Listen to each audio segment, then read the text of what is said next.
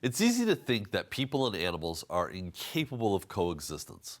But today's guest warns that mindset is dangerous to biodiversity, to the existence of some of the planet's most remarkable creatures, and even to humanity itself.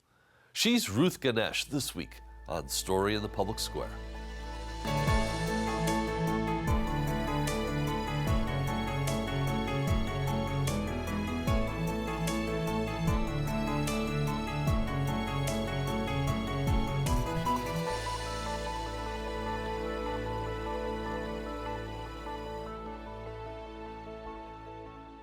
Hello and welcome to Story in the Public Square, where storytelling meets public affairs. I'm Jim Ludis from the Pell Center at Salve Regina University. And I'm G. Wayne Miller, also with Salve's Pell Center. And our guest this week is Ruth Ganesh, a creative conservationist, and we'll unpack what that means in just a moment. She's co-founder of the CoExistence Collective and a trustee of the international NGO Elephant Family. Ruth, thank you so much for being with us. I am thrilled to finally be here. Well, on the Cliff Walk in Newport, Rhode Island, including on the campus of Salve Regina University where we work, is this incredible public art exhibit, The Great Elephant Migration. What is it? Well, in short, it's 100 life-size, anatomically perfect, beautiful elephants that have been created by indigenous communities in Tamil Nadu, in the Nilgiri Hills in southern India, that's about to migrate across America, and Newport is the first stop. And so this is public art with a purpose, with a message, with a story that it's telling. Exactly. What is the specific story of the Great Elephant Migration? Yeah, it's definitely not art for art's sake. It's definitely with the purpose. And the story, I think it's one of the greatest wildlife stories of our time. The story is how in the rest of the world, wildlife is on the down. We're reducing numbers. But in India, despite human populations doubling in the last 40 years, the number of elephants has doubled, tigers are on the up, Asiatic tigers are on the up, Asiatic lions are on the up, and so are rhinos. So we think this is a miracle, and the world needs to figure out what is India doing that is creating this completely contrary scenario to the rest of the world. So these elephants tell that story. Do you have a sense of what is India doing differently? Yes, I do. I really do. And it's through the creation of this herd that I have learned that. I've spent a long time in elephant conservation, helping different conservationists all over Asia.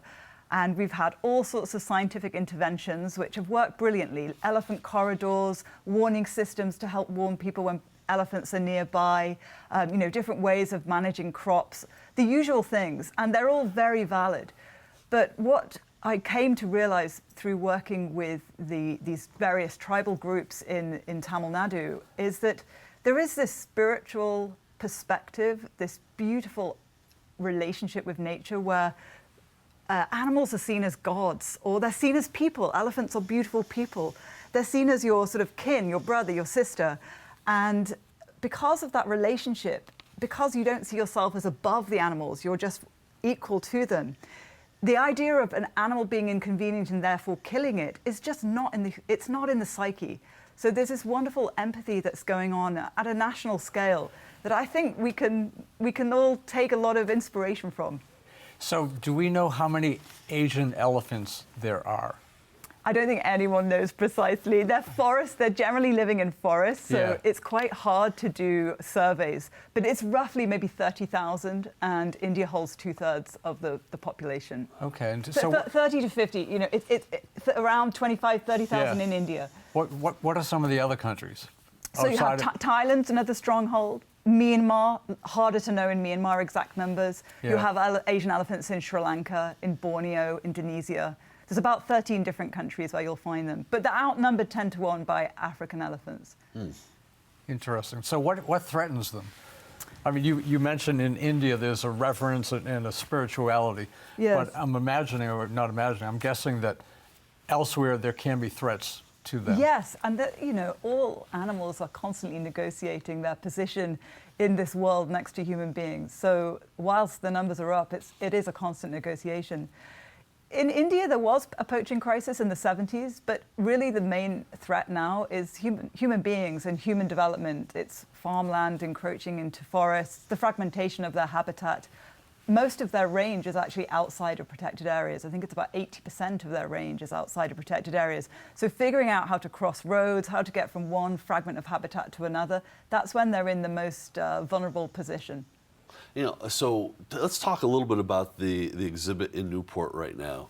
Tell us about the herd.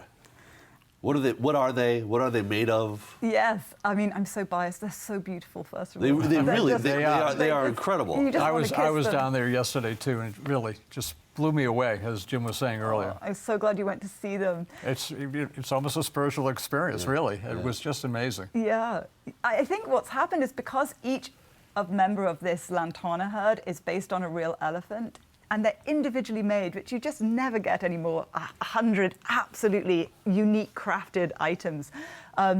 They really have the personality of the actual wild elephants that each one represents. So you have trunks going in all directions, you've got the sense of movement, you get to see the boniness of the backs and the herd, and they really do speak to you. So, and they're made out of this invasive weed lantana camara, which is one of the most prolific invasives in the whole world. It's taken over about 40% of India's protected forests in the south and is a real nightmare to deal with. So we've got this model where we remove the weed from the protected areas, which pushes the elephants out because they can't eat it, and make furniture and elephants out of it to demonstrate a use and create this economy for its. Now you're working with indigenous partners to actually create the elephants themselves. Yes. Who are the sculptors? Who are the artists, the artisans creating these magnificent beasts? Oh, they're remarkable people who really know them. So they are, there's about 200 different artisans working within the Nilgiri biosphere. They are from the Beta Karumba tribe, the Pania tribe, the Solagor tribe, and the Katan Yunkan. I'm going to get points for saying all of those. So they're forest dwellers and hunter-gatherer communities that really know every single species, every single bird call in those forests. And they were actually, they had a lot of challenges. A lot of their land was removed from them, and they tended to be kind of bottom rung. They were tea pickers, and we knew that they had these incredible knowledge and skill of living with wildlife. And we asked, what about, do you think we could make some of the elephants? It took a long time to make such beautiful elephants. And but over the last 10 years, it's gone from a sort of a community of 10 people to now 200, and that's growing. So it's a great form of enterprise and employment that rewards them. The members of the herd are the detail on them. They're exquisite pieces of art individually. How long does it take to build one of these? For a big one, about 3 to 4 months, because you draw them out life size, then you bend the steel rebar into shape and you make a whole skeleton. Then you go into the forest and collect the lantana, and then it has to be treated and boiled and stripped. And then all you hear is the sound of hammers with the sculpted frames being clad with the lantana. So it does, and then of course the eyes, the eyes are what everybody loves. We really feel like they're looking into an elephant's eye, which is quite an amazing experience in its own right. It's almost like they advocate peace. So, and then the toenails go on and the tails. So it takes quite a long time. But it's, we've even got entirely female workshops going with women in beautiful saris making these fabulous elephants. Incredible. So I am guessing that stories of the reaction to these displays gets back to the artists. That's right, yeah. And what do they think? It's a different world, they are living in quite a remote part of India deep in their own communities. So the idea of London and now Newport in America is a completely different world, but they are thrilled to hear that people love to hear their story and get moved by their creations. It's given enormous status, quite rightly, to a very sophisticated group of people who live with nature in ways that we can only imagine. So bring it back to Newport. Jim and I were mentioning we were there yesterday. When I was there, in addition to being completely fascinated and captivated by it, I'm a journalist, so I was watching people's reactions, and everyone was enjoying it. But there was a range of reaction. Children were touching the tails, and a couple were trying to climb up. And despite the signs saying don't climb the elephants. Yeah. well, they were like 4 or 5. Yeah, they don't read yeah. it. So but it was wonderful. Talk about the reactions that you've seen. That Yeah, they're the kind display of elicits. They're a leveler, aren't they? I mean, I'm yet to meet the person that doesn't love elephants. Maybe we'll find you through this program. But arms open wide, just children shouting elephant and running at the herds. Parents trying to find their children that have kind of lost between the elephant legs and will not be torn away. And I think I love when I meet people from India. Whose families come from India or any part of South Asia who are around the elephants. They all have their own elephant story from their parents or their grandparents that is always a joy to hear.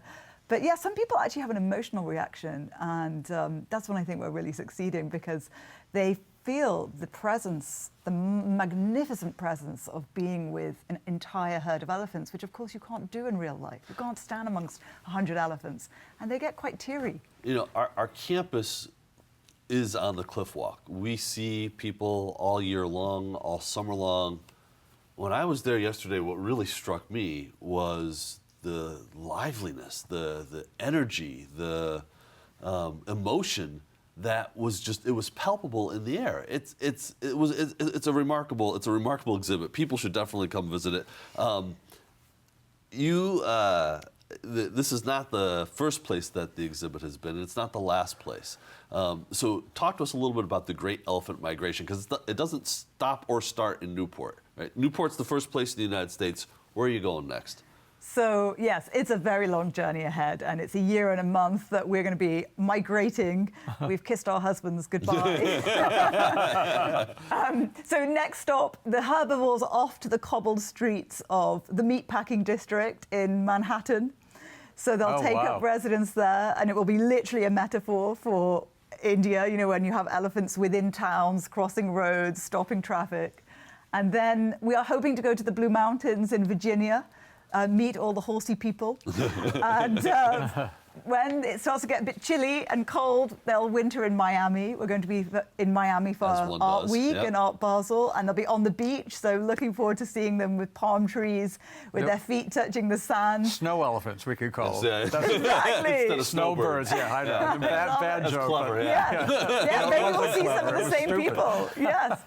So they'll be there for some time, and then when the snows melt, we will migrate them in electric trucks up to Blackfeet Nation in Browning, Montana, to meet the Blackfeet, who are rewilding their land with bison, and have this big moment, I think, of, there's a new wave in conservation thinking, indigenous-led conservation. So we really wanted to get the Indians and some of the Kenyans who are working with lions, who are also indigenous-led, together, have this global moment before the finish line in LA. So this is something that when I look at all of the materials that the Great Elephant Migration shared with us in anticipation of this, there's a lot of emphasis about the indigenous partnerships. Yes. Can you talk to us about what that thought is and what that new moment is in conservation with indigenous-led movements? Yes.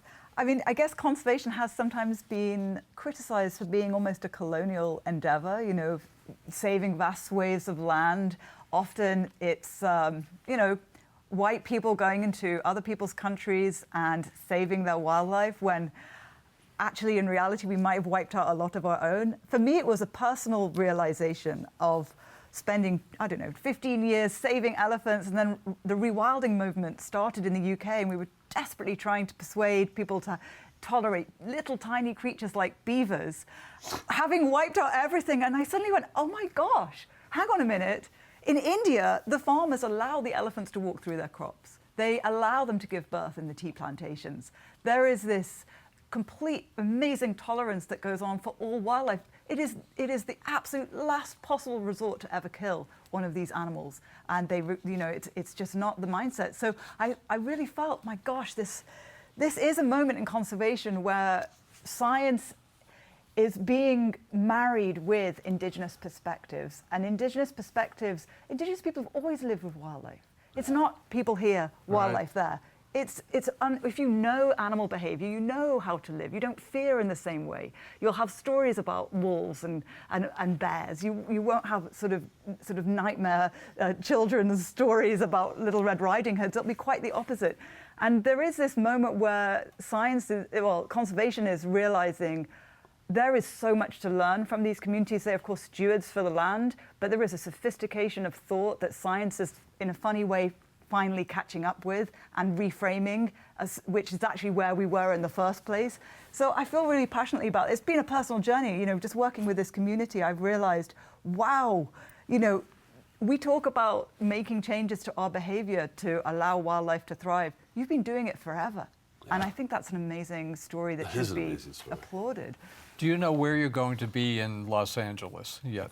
I'm glad you asked. That's the only location where we don't know. So if anyone's watching in Los Angeles, please but you will find a location. Just a spare patch of land for 100 elephants. Maybe Santa Monica Boulevard, or maybe there's a big wildlife crossing that's happening in the Santa Monica Mountains. We thought that might be a fun reference point.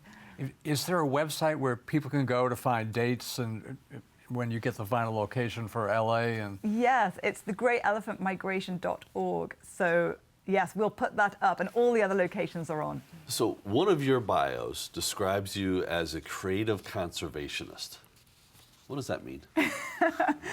I think my contribution has been creativity. And I've done a lot of different public art exhibitions over the years that have raised funds and worked with about, I think it's 1,000 different artists from various different disciplines to raise money and awareness at a city level for conservation, and all of that's channeled back into projects further afield. What is it about public art that makes it useful in a cause like this?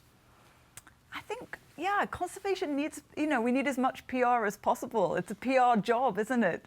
So, and I don't think there's anything more charismatic than an elephant. So it's kind of like charismatic megafauna in aid of charismatic megafauna half the time. And I think elephants are, and nature, a lot of animals are, they sort of excite an artist's imagination. I always think about Dali, invoking those elephants on stilts. And was it Picasso who said that the elephant is evidence that God is an artist? So for me, it was like a natural thing. It's like, there is nothing more creative looking than an elephant or a giraffe. Obviously, we're going to turn that into art, and people will respond, and it's been a great model. So we've been hearing the phrase compassionate coexistence in a lot of the interviews and discussions surrounding the migration. What does that mean? Oh, it's a beautiful question. Compassionate coexistence is, it's a mindset. I think it's about not seeing nature being locked away in protected areas, but allowing and tolerating wildlife coming into spaces that are very human dominated and responding with, quite simply, compassion. So I think that's what everyone's driving at when they describe coexistence in that manner. It's not just about putting a fence up, it's about having a relationship and an empathy with the animal itself. Almost a dialogue, it sounds like. Yes, right? Yeah. yes. And that would apply to city dwellers too. I mean, there's a lot of wildlife in cities and in suburbs. We don't often, we think of woods but let's get specific about this. So you described a little bit about what that coexistence looks like in those communities in India. In the United States, where I think the mindset is very different, where if you see a wild animal, most people think, it's a nuisance, it's a pest, it's a danger. What would that sort of coexistence look like in the American context? Yes, it's a great question. And I'm not American, so, but I think that, in the American context, if you're in a city, it could be that you're looking at the glass in a skyscraper and how to make it so that a bird doesn't fly into it that's on a migratory path, which our partners at the Wild Bird Fund in New York are implementing. I think in the wild, we fear what we don't know. We respond to a coyote with great apprehension if you don't really know the behavior or how shy they are, or how it's actually a very rare thing for a coyote to attack your dog. It's not the commonplace thing. So I think coexistence in perhaps the American context is really about having more knowledge about wildlife And then just small modifications of behavior. So it could be putting lights on your cattle at night. That will deter an attack. Or having guardian dogs. That's very effective. In Italy, we have a project with wolves, and just bringing back shepherds has made a humongous difference. So both thrive. Everybody knows about the bear safe behavior with garbage that I guess people in Montana are brilliant at doing. So I think it's just about learning the small modifications to our behavior that actually allow an animal that otherwise might be persecuted to actually go along its everyday life and really not interfere with your business. It's okay. It sounds like a lot of this is simply taking time to observe. Yes. To sort of sit back, and when you see the squirrel run across your fence or the raccoon across the street or whatever, just thinking about that, contemplating that and what that means, and how, the squirrel isn't necessarily your enemy because the squirrel ate all your birdseed. Am I right about that? Yeah, I think that's exactly right. And it's the most fun thing in the world, right? I mean, there's no greater adventure than looking at wild animals and observing them and knowing that they're there. I think it's about beauty as much as anything else. So some of this is about the personal changes we can all make. Yes. Are there policy changes that need to follow suit? Yeah, I think that wildlife corridors are actually being really promoted in America. From what I hear, there's been huge budget provision for them, and they're going to be rolled out in all of the states. So that's fantastic, and long may it continue. But yeah, I think that is quite a gnarly issue, and definitely I'm in the camp which is talking about tolerance and not, sometimes the idea of just killing, indiscriminate killing, actually, it's not very scientifically driven. Populations of wolves, they regulate themselves. And if you just kill off a certain number, you might end up with, wolves that don't have mothers that can teach them how to behave in relation to humans. So you can end up making the problem worse. So I guess I'm on the side of tolerance. And there's something too about in terms of what the loss of biodiversity means for our species as well. Absolutely. You can go on the argument of just saying this is the most beautiful way to live with incredible looking animals and incredible landscapes bursting with life. But yes, there is the argument that if we wipe out ecosystems, starting with bats and birds and bees and going right up to the top to elephants, we will end up destroying all life on which we depend and wiping ourselves out. So yes.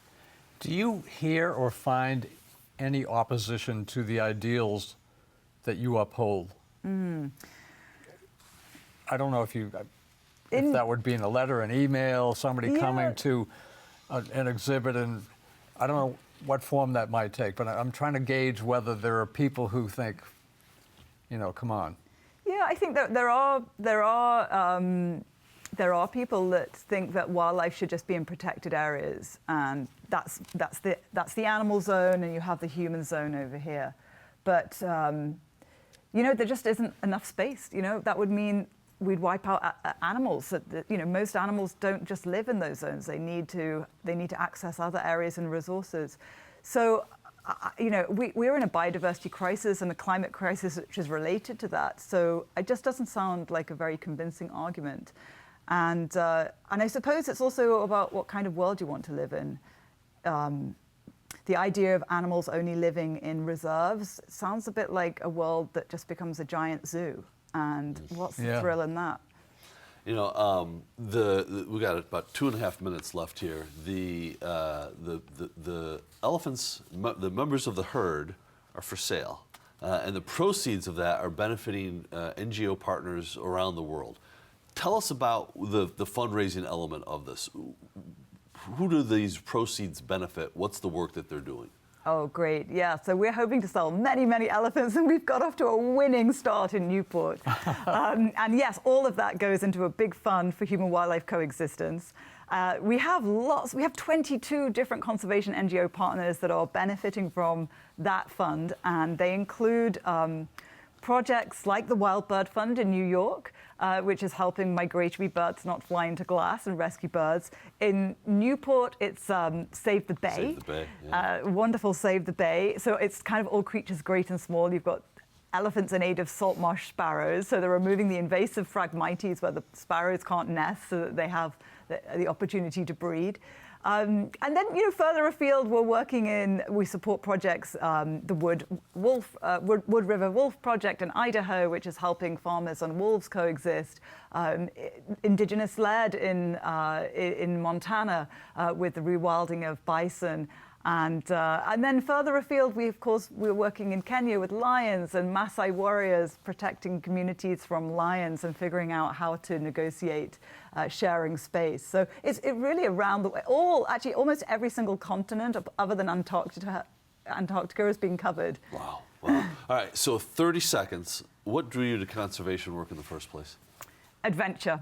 I just wanted to have a great big whopping adventure with life, and then that's become much more textured and layered as I've learned about the real issues of the day with the crisis with climate and biodiversity loss. But I'm having that adventure, and this is it. This is the pinnacle of that adventure. We've got elephants, and we've got America, and we've got an open road, and we've got the most special people in the whole world behind us. So well, it's an adventure, and we're thankful that you brought it to Newport, and we're thankful that you brought us along with it. So Ruth Ganesh, it's the Great Elephant Migration. Thank you so much for being with us. Thank and best you. of luck to your work. That's all the time we have this week, but if you want to know more about Story in the Public Square, you can find us on social media or visit pellcenter.org, where you can always catch up on previous episodes. For G. Wayne Miller, I'm Jim Ludis, asking you to join us again next time for more Story in the Public Square.